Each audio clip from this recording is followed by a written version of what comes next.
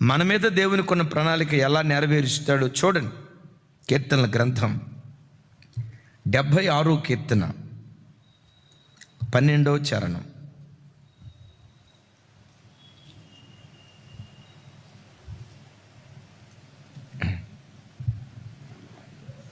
నాతో కలిసి చెప్పండి. అధికారుల పొగరును ఆయన అణిచివేయువాడు, భూరాజులకు ఆయన భేకరుడు.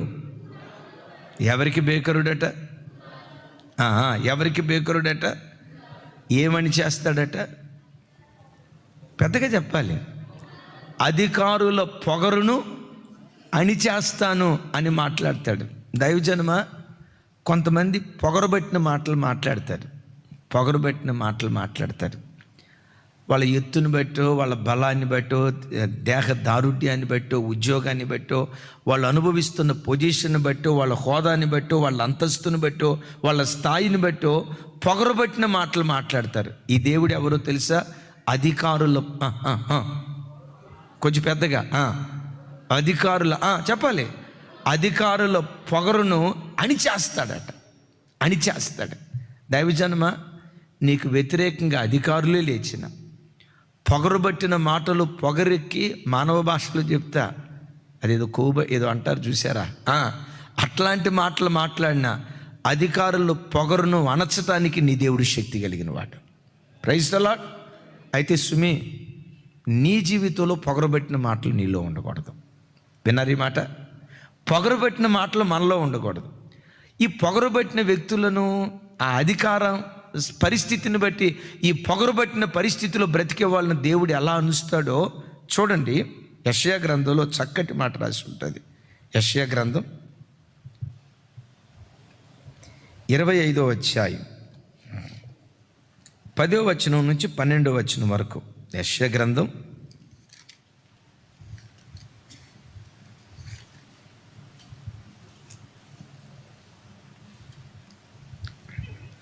'నాతో కలిసి యెహోవా హస్తము ఈ పర్వతం మీద నిలుచును, పెంట కుప్పలో వరిగడ్డి తొక్కబడినట్లు మోయాబీయులు తమ చోటనే తొక్కబడుదురు. ఈతగాండ్రు ఈదుటకు తమ చేతులు చాపునట్లు వారు దాని మధ్యను తమ చేతులను చాపుదురు. వారెన్ని తంత్రములు పన్నినను యెహోవా వారి గర్వమును అణిచివేయును. మోయాబు, నీ ప్రాకారముల పొడవైన గోడలను ఆయన కృంగగొట్టును, వాటిని నేలకు వణగదొక్కి ధూళిపాలు చేయును. ఎవరిని గూర్చి మాట్లాడతాడు? 10వ వచనం. ఎవరి గూర్చి మాట్లాడతాడు? మోయాబీయులు గూర్చి అనేక చోట్ల రాయబడి ఉంటుంది. వాళ్ళు పొగరుబట్టిన మాటలు మాట్లాడేవాళ్ళంట, గర్విష్టోళ్ళంట, అహంకారంగా మాట్లాడేవాళ్ళంట. వాళ్ళను గూర్చి అంటాడు, యెహోవా హస్తము ఈ పర్వతం మీద నిలుచును, పెంట కుప్పలో వరిగడ్డి తొక్కబడినట్లు మోయాబీయులు తమ చోటనే. ఎక్కడ తొక్కబడతారు? వరిగడ్డి ఉందే, వరి అంతా దొల్లగొట్టిన తర్వాత గడ్డి ఉంటుందే, ఆ మిగిలిపోయిన చెత్తను పెంటలో తొక్కేస్తారు కదా. వరిగడ్డిని పెంటలు తొక్కినట్లుగా గర్విష్ఠుడైన మోయాబును పెంట కుప్పల్లో నేను తొక్కేస్తా, వాడిని బూడిద పాలు చేస్తా. అయ్యా, ఏం చేశాడు మోయాబీయుడు? వాడు పొగరబట్టిన మాటలు మాట్లాడుతున్నాడు, గర్వపు మాటలు మాట్లాడుతున్నాడు, అహంకారపు మాటలు మాట్లాడుతున్నాడు. వాడు మాట్లాడిన అహంకారపు మాటలను బట్టి వరిగడ్డి పెంటలో తొక్కబడ్డట్లుగా మోయాబీలను తొక్కేస్తాను అంటాడు. ఈ రాత్రి వాక్యం వింటున్న తమ్ముడా, నువ్వు దేవుని చేత తొక్కబడకూడదు, లేపబడాలి. నీవైనా, నీ పిల్లలైనా, నీ కుటుంబమైనా దేవుని దయగలిగిన హస్తం చాటున దాచబడి పెంట కుప్పల మీద నుంచి దేవుడి నిన్ను లేవనెత్తాలి కానీ ఉన్నత స్థలం నుంచి పెంట కుప్పల మీదకు నిన్ను నెట్టకూడదు దేవుడు. విన్నారా? దేవుడు అలా నెట్టకుండా ఉండేటట్లుగా ఎప్పుడూ పొగరుబట్టిన మాటలు నీ నోట రానివద్దు, గర్వపు మాటలు నీ నోట రానివద్దు. ఎదుటోని తృణీకరిస్తూ, అవహేళన చేస్తూ, కించపరుస్తూ, చులకనగా మాట్లాడుతూ, ఎదుటివాడిని గేలు చేస్తూ ఉండే మాటలు ఎన్నడూ పొర్రపాటున నీ నోట రానివ్వకో. వాళ్ళ నోట పొగరబట్టిన మాటలు ఉన్నాయి కనుక నేను వాళ్ళని అణిచేస్తాను అన్నాడు. ఓ మాట చెప్తాను. బ్రెజిల్ దేశంలో కజూజా అని ఒక యవనస్తుడు ఉండేవాడు. ఆయన ఫోటో చూడండి ఒకసారి. కజూజా 9వ సంవత్సరం నుంచి బ్రెజిల్ దేశంలో అద్భుతమైనటువంటి పాటగాడు. ఆ రోజుల్లో అతని పేరు అసలు ఆ ప్రాంతం అంతా మారుమోగుతూ ఉండేది. చిన్న వయసులో 9వ సంవత్సరంలోనే ఇంత గొప్ప పేరు సంపాదిస్తే, అద్భుతమైన పాటగాడు, రచయిత, కవి, 32 సంవత్సరాలు బ్రతికాడు. బ్రెజిల్ దేశాన్ని తన సంగీతంతో ఉర్రూతులిగించాడు. ఇష్టానుసారంగా బ్రతికేవాడు, త్రాగేవాడు, రకరకాల చీకటి కార్యక్రమాలు చేసేవాళ్ళు. కొంతమంది చెప్పారు, బాబు మీ అమ్మా నాన్న ఇంత భక్తి కలిగిన వాళ్ళరా, దేవుడే నేను ఈరోజు ఈ స్థాయికి తీసుకొచ్చాడురా, ఎందుకురా నువ్వు ఇట్లా ఉంటున్నావు అని అంటే అన్నాడట, దేవుడా వాడేవుడు, నా శక్తి సామర్థ్యాలు నన్ను ఇట్లా చేశాయి, నా తెలివితేటలన్నీ ఇట్లా చేశాయి, నా జ్ఞానము, నా ప్రయాసము, నా పట్టుదల నన్ను ఈ స్థితిలో నిలవబెట్టాయి, దేవుడా వాడెవడు అని చెప్పి స్మోకింగ్ చేస్తా గట్టిగా దమ్ములాగి అని పొగదులుతా ప్రజలందరి ముందు, సభికుల ముందు అన్నాడట, ఏ దేవుడా నీవనేవాడివే కనుక ఉంటే ఇదిగో ఈ పొగ, సిగరెట్ పొగ నువ్వు కూడా పీల్చుకో. దేవుడు అనేవాడు ఉంటే చూడండి, నేను వదులుతున్న ఈ సిగరెట్ పొగ నువ్వు కూడా పీల్చుకో అని వ్యంగ్యంగా, ఎకిలిగా మాట్లాడాడట. ఎందుకో తెలుసా? కలిగిన పేరును బట్టి, ప్రఖ్యాతిని బట్టి, ఘనతను బట్టి పొగరుబట్టిన మాటలు. ఆ పొగరుబట్టిన మాటలతో విర్రవిగుతూ ఉండేవాడు. గుండెలు పిండే బాధాకరమైన సంగతి ఏంటో తెలుసా? 32వ సంవత్సరంలోనే ఎయిడ్స్ వ్యాధిగ్రస్తుడై 32వ సంవత్సరం వచ్చేసరికి కుక్క చావు చచ్చాడండి. కుక్క చావు చనిపోయే ఆఖరి క్షణాల్లో అన్నాడట, నా పొగరుబట్టిన మాటలే నా బ్రతుకు నాశనం చేశాయి. నా పొగరుబట్టిన మాటలే, నా గర్వపు మాటలే, నా అహంకారపు మాటలే, నా డాంబికత్వపు మాటలే వరిగడ్డి చెత్త కుప్పలో తొక్కబడ్డట్లుగా నా బ్రతుకు తొక్కబడింది. ఈ రాత్రి వాక్యం వింటున్న తమ్ముడు, చెల్లి, ఈ రాత్రి వాక్యం వింటున్న అన్నయ్య, ఈ రాత్రి వాక్యం వింటున్న ప్రియ తల్లి, ఒకవేళ జీవితంలో ఎప్పుడైనా ధనాన్ని బట్టో, ఆస్తిని బట్టో, హోదాని బట్టో ఎప్పుడైనా పొరపాటున పొగరుబట్టిన మాటలు నీ నోట వచ్చాయేమో, తస్మా జాగ్రత్త, రానివ్వకు. పొగరుబట్టిన మాటలు ఒకరి నోట ఉంటే వాళ్ళని అణిచేస్తాను అని అంటాడు. అలాంటి స్థితి రాకుండా ఎప్పుడు దేన మనస్కురాలిగా బ్రతుకో. అలా నువ్వు బ్రతికితే దేవుడు ఏం చేస్తాడో తెలుసా? నీకు వ్యతిరేకంగా అధికారులు లేచి పొగరుబట్టిన మాటలు మాట్లాడినా వాళ్ళ పొగరును అణిచి పెంట కుప్పల మీద నుండి నేను లేవనెత్తి సింహాసనం మీద కూర్చోబెట్టడానికి దేవుడు శక్తి కలిగినటువంటి వాడు. గట్టిగా చెప్దాం ఆమేన్, గట్టిగా చెప్దాం ఆమేన్. ఒక సందర్భంలో మోషే ఫరో దగ్గరికి వచ్చి అన్నాడు, ఏమన్నాడు? అయ్యా, మా దేవుడైన యెహోవా ఇశ్రాయేలు ప్రజలను విడిపించమని, పాలు తేనెలు ప్రవహించే దేశానికి ఈ ప్రజలను తీసుకెళ్ళమని మా దేవుడు చెప్పాడయ్యా, మా దేవుడైన యెహోవా చెప్పాడయ్యా అంటే, చూడండి ఆ ఫరో చక్రవర్తి ఏమన్నాడు తెలుసా? యెహోవా ఎవడు? ఏమన్నాడు? యెహోవా ఎవరు కాదు, యెహోవా ఎవడు. అదే పొగరుబెట్టిన మాట అంటే. విన్నారా? కొన్నిసార్లు కొంతమంది మాటలు చూడండి, ఆడికి తినటానికి తికానం ఉండదండి, ఒంటి నిండా బడాయి. నేను చూస్తూ ఉంటా, ఆ బడాయుడికి మొద్దనం దొరకదండి. ఆడికాడనుకుంటాడు ఇట్లా అనుకుంటాడు. నేను అనుకుంటా కొన్నిసార్లు, ఆ ఈదినున్న గజ్జి కుక్క కూడా ఆడికి తెలియదు, ఆ సంగతి ఆడికి తెలియదు. ఏమనుకుంటాడు తప్ప నా అంత తురుంకాడు లేడు. ఆడికి తెలియని సంగతి ఏంటంటే ఆడంత సన్నాసుడు ఇంకొకటి లేడన్న సంగతి. ఇంకొంచెం ఘాటుగా ఉంది, ఏమనుకోవద్దు. అబ్బా నేను అంతా ఇంత అనుకుంటాడు. అరే కుక్క కూడా ఆడికి ఇలివీదండి. అలాంటి దీనస్థితికి దేవుడు నెట్టేస్తాడు. ఎందుకో తెలుసా? గర్వాన్ని, అహంకారాన్ని ఏ కోణంలో దేవుడు సహించడు. ఎప్పుడు జీవితంలో నేల మట్టుకు తగ్గించుకుంటూ బ్రతుకు, ఆ తగ్గింపే నీ హెచ్చింపు కారణమగును గాక. ఓ మాట, నీ జీవితంలో అధికారులు పొగరుబట్టిన మాటలు మాట్లాడి నీ ఉద్యోగ స్థలంలో నేను అణచాలని ప్రయత్నం చేస్తున్నారా? మీరు బ్రతుకుతున్న చోట రాజకీయ నాయకులు మిమ్మల్ని అణచాలని పొగరుబట్టిన మాటలు మాట్లాడి అణచాలని ప్రయత్నం చేస్తున్నారా? వాళ్ళ కళ్ళ ఎదుటే నీ దేవుడు ఏం చేస్తాడో తెలుసా? అధికారుల పొగరును వణిచి వారి కళ్ళ ముందే నేను తలమానికగా నిలవబెట్టడానికి దేవుడు శక్తి కలిగినటువంటి వాడు. నేను నమ్ముతాను ఈ మాట. ఎవరైతే పొగరుబట్టిన మాటలు నేను గూర్చి మాట్లాడారో, యెహోవా ఎవడు అని అన్నాడు కదా, ఆ యెహోవా దేవుడు ఎవరు రుచి చూపించాడు ఫరో గాడికి. 10 రకాలైన తెగుళ్ళు గమనించండి, 10 రకాలైన తెగుళ్ళు. ఆ తెగుళ్ళు వస్తే చివరికి ఏం చేశాడో తెలుసా? మోషేనే పిలిచి అంటాడు, అయ్యా నీకొక దండం, నీ దేవుడికి ఒక దండం. మీరే గనక మా ఊరిలో ఉంటే మా దేశం అంతా పాడైపోద్దయ్యా. పరిస్థితి ఏంటో తెలుసా? చెరసాలలో ఉన్న ఖైదీ మొదలుకొని సింహాసనం మీద ఉన్న రాజు వరకు ప్రతి ఇంటిలో జ్యేష్ఠ కుమారుడు హతుడైపోయాడు. ఐగుప్తు దేశం మహాశోకంతో. ఎందుకు ఐగుప్తు దేశం శోకంతో వెళ్ళిపోయింది? పొగరుబట్టిన మాటలు మాట్లాడటాన్ని బట్టి. యెహోవా ఎవడు? కొంతమంది చూడండి, సేవకుల గురించి కూడా మాట్లాడాడు పాస్టర్. ఎవడండి ఎవడు? పొగరుబట్టిన మాటలు మాట్లాడు. కొంచెం వయసులో పెద్దోళ్ళు కనపడ్డాను అనుకోండి, ఎవడికి పెద్దోడండి? ఆయన పెద్దోడైతే ఆయన పెద్దతనం. తల్లులారా, ఒక తండ్రిగా చెప్తున్నా, నా చేతులు ఎత్తి దండం పెట్టి చెప్తున్నా, మీ పిల్లలకు దేనత్వం నేర్పండి. పెద్దోళ్ళని ఎలా గౌరవించాలో, వయసులో పెద్దవాళ్ళని ఎలా గౌరవించాలో గమనించండి.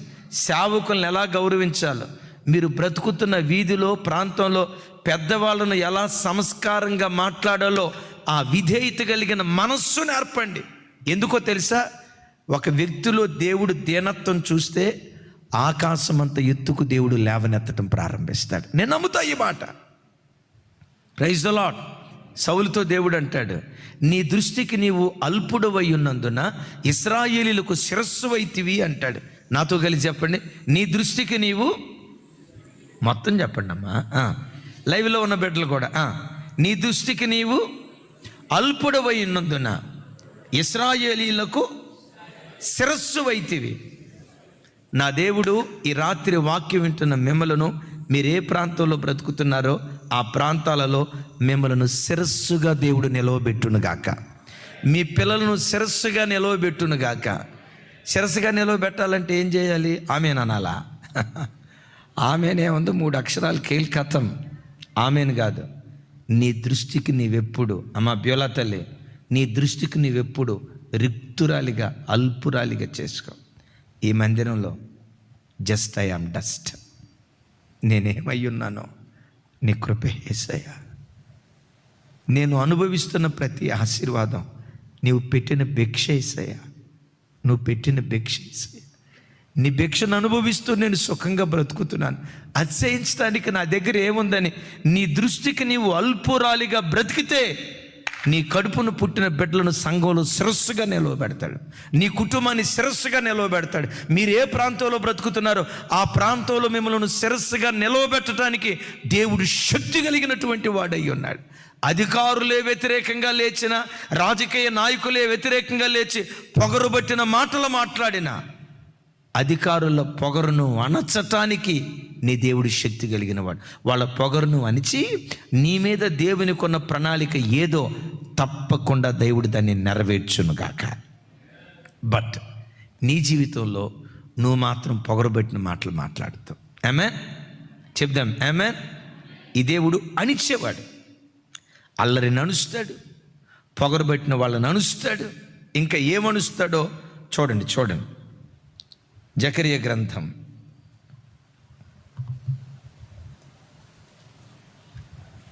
10వ అధ్యాయం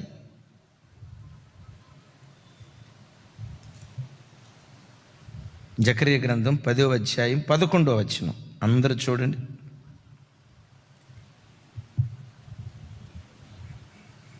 10వ అధ్యాయం 11వ వచనం. నాతో కలిసి మాట చెప్పండి అందరూ. యెహోవా దుఃఖ సముద్రమును దాటి సముద్ర తరంగములను అణిచివేయును. ఒకసారి నా వైపు చూడండి, నా వైపు చూసి నాతో కలిసి చెప్పండి. యెహోవా దుఃఖ సముద్రమును దాటి సముద్ర తరంగములను అణిచివేయును. ఇక్కడ ఒక సముద్రం ఉంది. ఆ సముద్రం పేరు చెప్పండి, పెద్దగా చెప్పాలి. దుఃఖ సముద్రం. డెఫినెట్గా మీలో చాలామందికి సోషల్ స్టడీస్ తెలుసు. అరేబియా మహాసముద్రం విన్నారా? పసిఫిక్ మహాసముద్రం పేరు విన్నారా? విన్నారా లేదా? అరే చెప్పాలి. ఎర్ర సముద్రం విన్నారా లేదా? నల్ల సముద్రం. అరే నవ్వుతారేంటి తల్లి? ఉంది నల్ల సముద్రం. సార్ విజయ్ బ్రదర్ ఉందా లేదా? రష్యాకి దగ్గరలో కాస్పియన్ సముద్రం, నల్ల సముద్రం, ఎర్ర సముద్రం ఉంది, నల్ల సముద్రం ఉంది.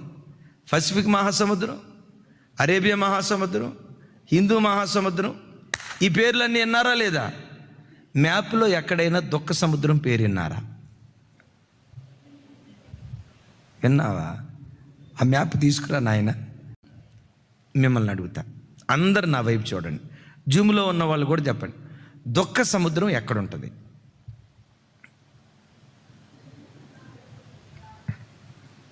అదిగో ఆ తమ్ముడు భలే కరెక్ట్గా చెప్తున్నాడు. టీ షర్ట్ తమ్ముడు ఆగాగు. అంబటి రాంబాబు కరెక్ట్గా చెప్పాడు. ఆ తమ్ముడు చూపించి ఎక్కడుంది దుఃఖ సముద్రం? అది ఒకసారి చూపించి తమ్ముడా. అంబటి టీ షర్ట్ వేసుకున్నాడు.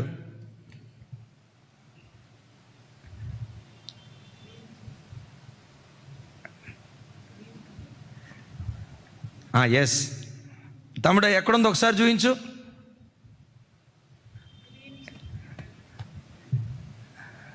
ఎక్కడుంది? అంత పెద్ద సముద్రం ఉందా తమ్ముడా హృదయంలో? అది ఈ దుఃఖ సముద్రం ఎక్కడుంటుందో తెలుసా? గుండెల్లో ఉంటుంది. అయ్యా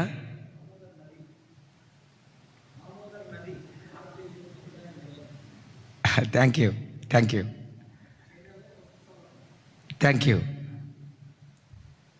రైట్, థ్యాంక్ యూ. అది కూడా కరెక్టే, థ్యాంక్ యూ. ఈ దుఃఖ సముద్రం ఎక్కడుందో తెలుసా? హృదయంలో ఉంటుంది. సముద్రంలో నుంచి నీళ్ళు ఎట్లా ఉబుకుతూ ఉంటాయో ఒక్కొక్క మనిషిలో ఒక్కొక్క దుఃఖం. నేను చాలాసార్లు చెప్తా కదా, మనుషులంగా బయట కనపడేటప్పుడు నవ్వుతా పలకరిస్తాం. అక్క ప్రేసిలాడక్క, అన్నా ప్రేసిలాడన్నా. మనం నవ్వుతూ పలకరిస్తూ ఉంటే ఎదుటోళ్ళు అనుకుంటారు, అబ్బా ఎంత సంతోషంగా ఉన్నారా, వీళ్ళకి ఏ బాధ లేదనుకుంటా అన్నట్లుగా అనిపిస్తుంది. అదే మన జీవితంలో ఒంటరిగా గదిలోకి వెళ్తే కూర్చున్నామంటే చాలు కడవడి కన్నీళ్ళు. ఏంటి ప్రభా నా బ్రతికి ఎట్లయిపోయింది, ఏంటి ప్రభా నా పిల్లలు ఎట్లయిపోయారు, ఏంటి ప్రభా నా ఆరోగ్యం ఎట్లయిపోయింది, ఏంటి ప్రభా నా ఉద్యోగం ఎట్లా అయిపోయింది, ఏంటి ప్రభా నా వ్యాపారం ఎట్లా అయిపోయింది. ఏదో జీవితంలో కలలు కన్నానయ్యా, ఓ మంచి స్థితికి వెళ్తానని ఏవేవో కలలు కన్నానయ్యా, నా కలలన్నీ బ్రతుకులో కలలైపోయాయని ఈ రాత్రి వాక్యం వింటున్న తమ్ముడా, నీ గుండెల్లో దుఃఖ సముద్రం గూడు కట్టుకొని ఉందేమో. ఆ దుఃఖం ఎవరికి చెప్పుకోవాలో అర్థం కాక, నీ గుండెల్లో ఉన్న బాధ ఎవరితో పంచుకోవాలో అర్థం కాక, నీ హృదయ వేదన ఎవరితో పంచుకుంటే ఆ హృదయ భారం తీరిపోద్దో అర్థం కాక, పిచ్చోడ్లాగా పిచ్చిదానిలాగా దిక్కులు పెక్కటిల్లేలాగా ఒకవేళ ఈ రాత్రి అల్లాడిపోతున్నావేమో. నీ గుండెల్లోనే దుఃఖ సముద్రం గూడు కట్టుకొని ఉందేమో.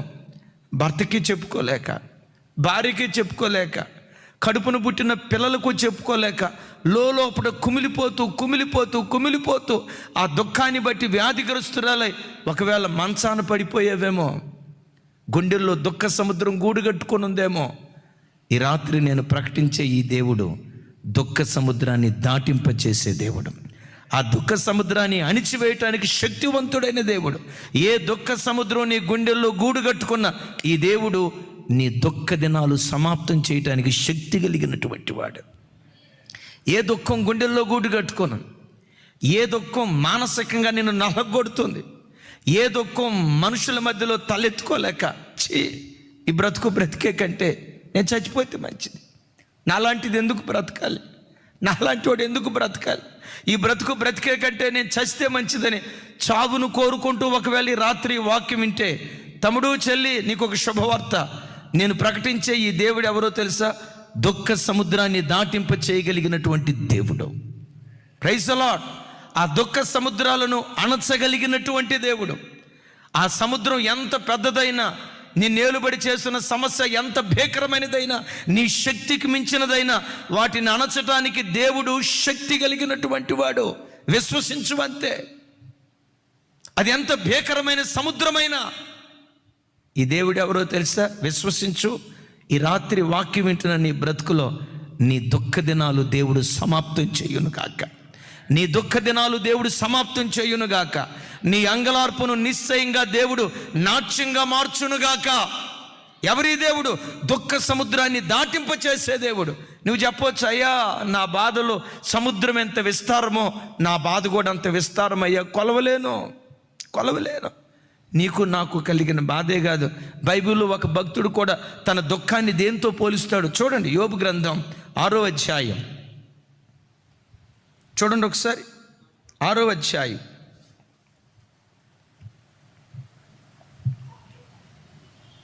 మొదటి 3 వచనాలు ఎంత చక్కగా ఉందో చూడండి. యోబు గ్రంథం 6వ అధ్యాయం 1వ వచనం, 2వ వచనం, 3వ వచనం.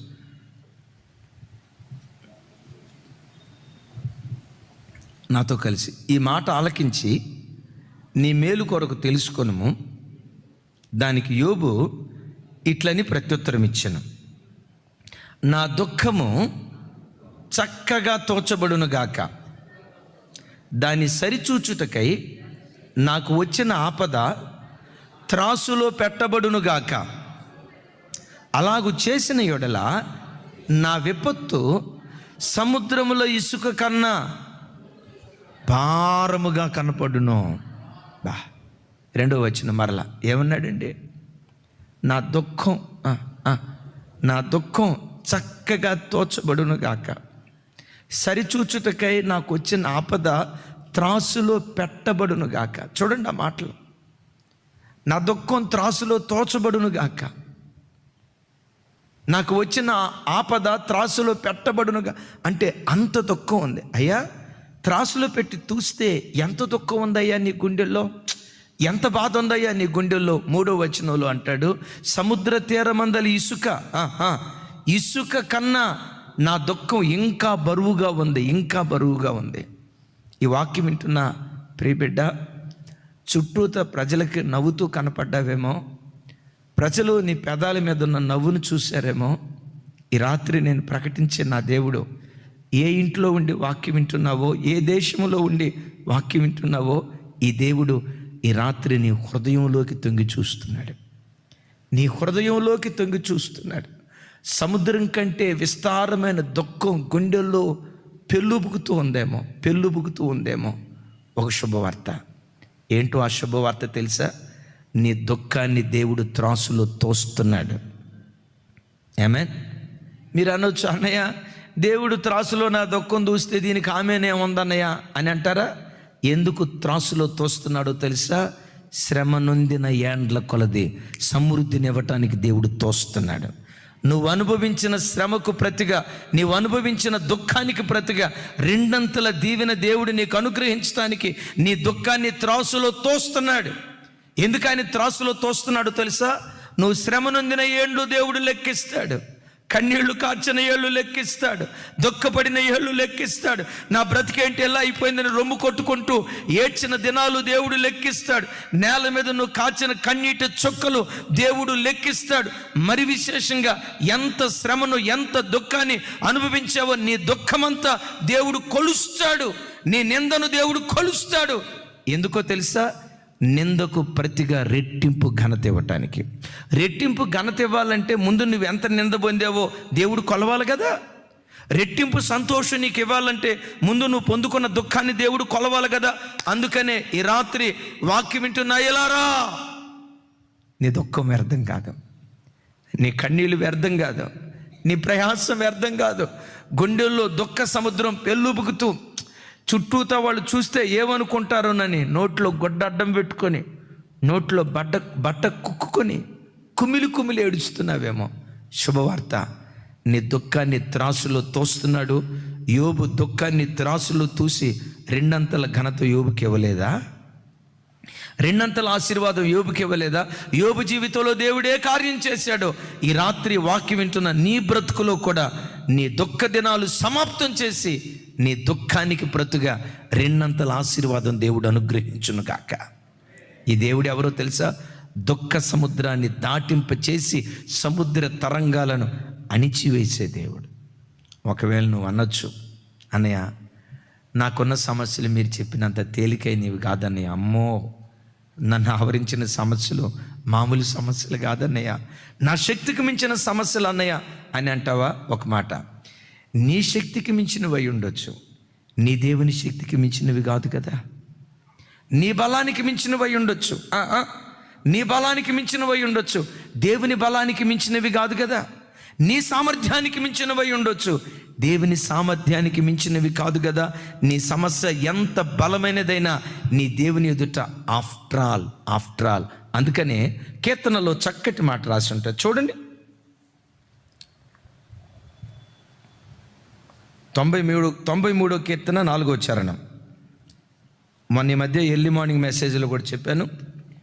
రైట్, నాతో కలిసి. విస్తారమైన జలముల ఘోష కంటేను, బలమైన సముద్ర తరంగముల ఘోష కంటేను ఆకాశమునందు యెహోవా బలిష్ఠుడు.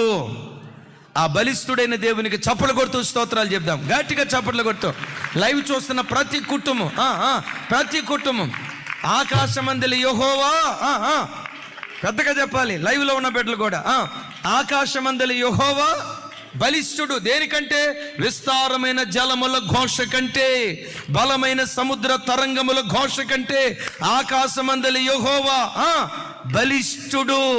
నిన్ను ఆవరించిన సమస్యలు విస్తారమైనవై ఉండొచ్చు తల్లి, విస్తారమైన సమస్యలు ఆవరించి ఉండొచ్చు, బలమైన సమస్యలు ఆవరించి ఉండొచ్చు. నీ దేవుడు ఎవరో తెలుసా? వాటికంటే బలిష్ఠుడు.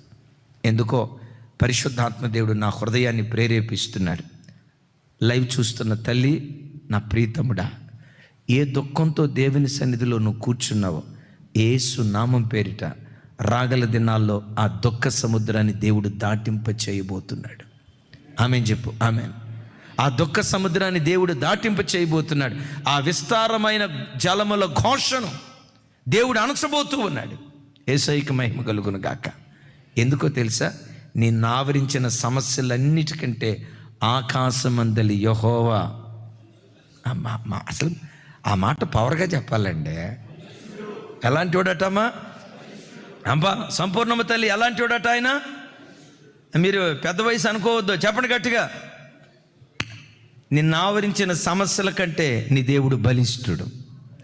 అవి విస్తారమైన జలముల ఘోష కంటే ఆకాశమందలి యెహోవా బలి. అందుకనే ఇది పాత నిబంధనలో అంటారా, కొత్త నిబంధనలో కూడా యోహాను పత్రికలో యోహాను మొదటి పత్రికలో అంటాడు కదా, మీలో ఉన్నవాడు లోకములో ఉన్నవాని కంటే గొప్పవాడు. Praise the lord. మనలో ఉన్నవాడు, నీలో ఉన్న వాక్యం, నీలో ఉన్న పరిశుద్ధాత్మ, నీలో ఉన్న యేసుక్రీస్తు వారు, నీలో ఉన్నవాడు లోకములో ఉన్నవాని కంటే గొప్పవాడు. యేసయ్యకి మహిమ కలుగును గాక. ఆయన బలిష్ఠుడు. ప్రతి దుఃఖ సముద్రాన్ని దేవుడు అణిచివేయును గాక, దాటింప చేయును గాక. ఈ దేవుడు ఎవరంటే, ఆటంకాలను వణిచి అల్లరి జనం చుట్టూతా చేరారా వాళ్ళని అలుస్తాడు. పొగరుబట్టిన మాటలు మాట్లాడే వ్యక్తులు నీ చుట్టూతా ఉన్నారా వాళ్ళని అనుస్తాడు.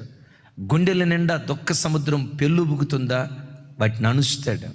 దుఃఖ సముద్రాన్ని దేవుడు దాటింప చేయును గాక. ఆఖరి మాట చెప్తాను, దేవుడు ఏమనుస్తాడు? అసలు వీటన్నిటికంటే గొప్ప మాట ఉంటుంది చూడండి. మీకా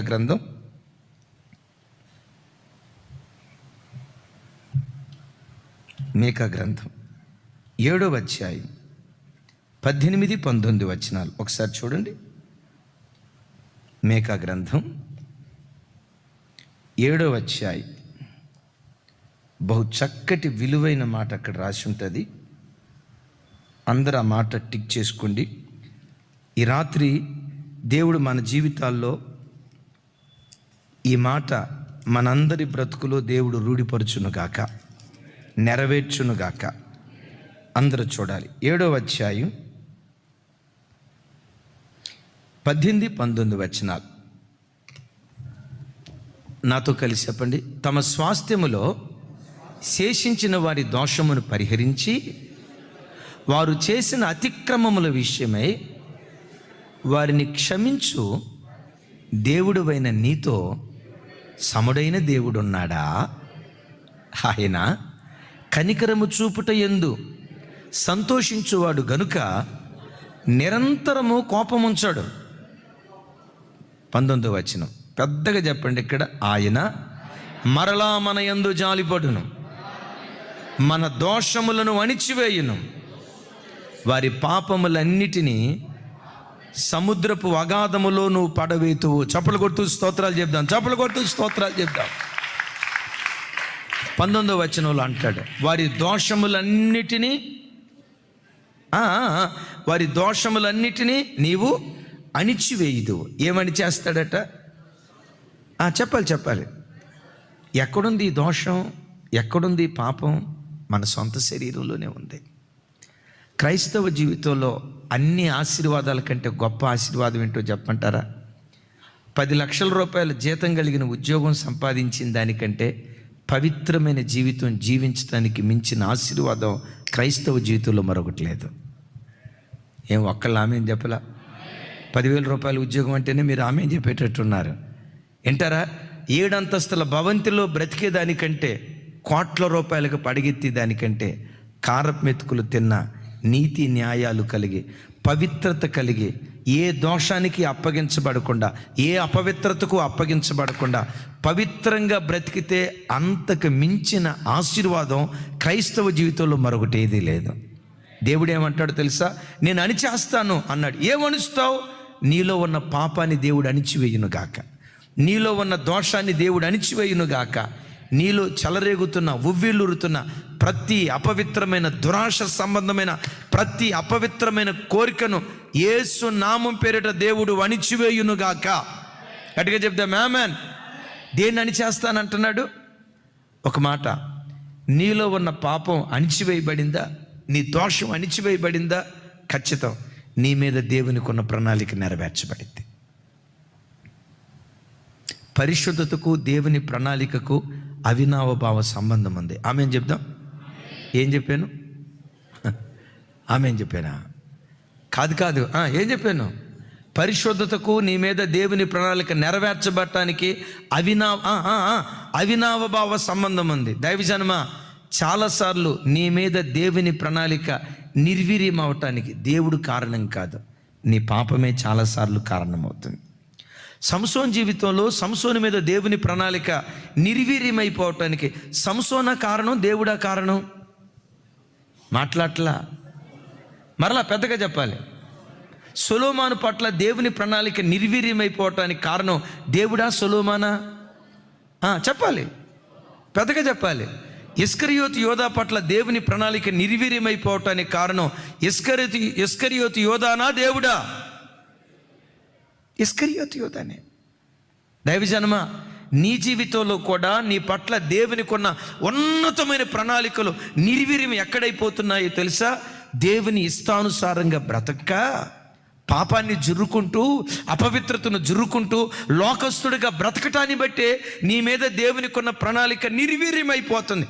పర్వాలేదు, కానీ ఈరోజు దేవుడు ఏమంటాడో తెలుసా? నీలో చెలరేగుతున్న పాపపు పొంగును నేను అణిచివేయబోతున్నా. Praise the lord. నీలో చెలరేగుతున్న ప్రతి అపవిత్రపు పొంగును, దురాశ సంబంధమైన పొంగును నా దేవుడు నీ లోపల అణిచివేయునుగాక. అణిచివేసి ఏం చేస్తానంటాడంటే, నీ దోషాన్ని నేను ఎన్నడూ జ్ఞాపకం చేసుకోకుండా ఉండునట్లుగా ఎక్కడ పడేస్తానంటాడు? అగాధ చెప్పాలి అగాధ. దైవజనమ, హృదయపూర్వకంగా నువ్వు పశ్చాత్తాపడు.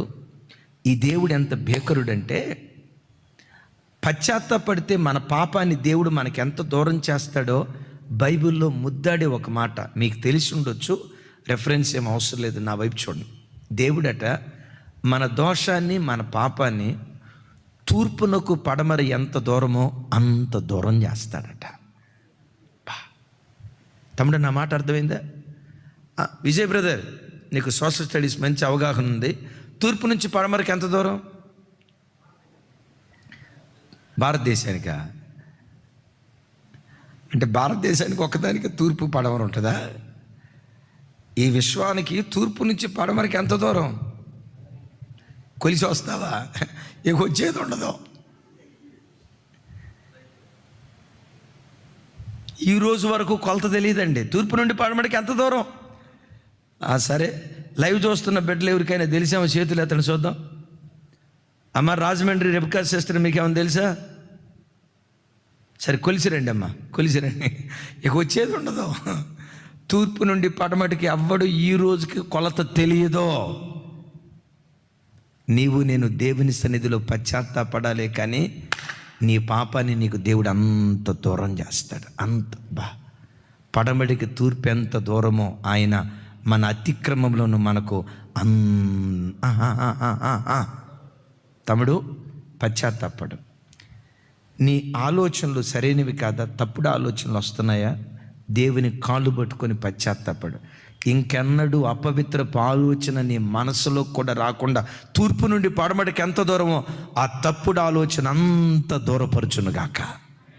స్మోకరవా, డ్రింకరవా, అశ్లీలమే, దేవునికి ఆయాసకరమైన గుణాలు ఏవైనా ఉన్నాయా? హృదయపు లోతులో నుంచి దేవుని సన్నిధిలో పశ్చాత్తాపడు. నీ దోషాన్ని దేవుడు అణిచివేయటం మాత్రమే కాదు, నీ పాపాన్ని అణిచివేయటం మాత్రమే కాదు, అతిక్రమాన్ని దేవుడు నీకు దూరం చేయటం ప్రారంభిస్తాడు.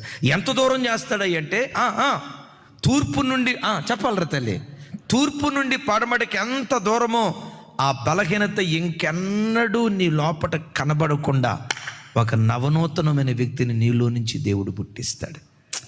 అసలు ఈ అద్భుతానికి మించిన అద్భుతం ఏముందండి?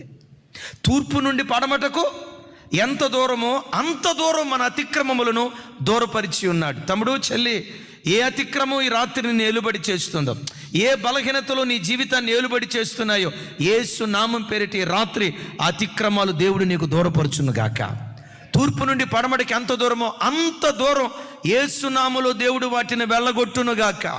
ఒక మాట ఇర్మియా గ్రంథంలో రాసి ఉంటుంది, అది చదువుకొని ప్రార్థన చేసుకుందాం. 50వ అధ్యాయం 20వ వచనం.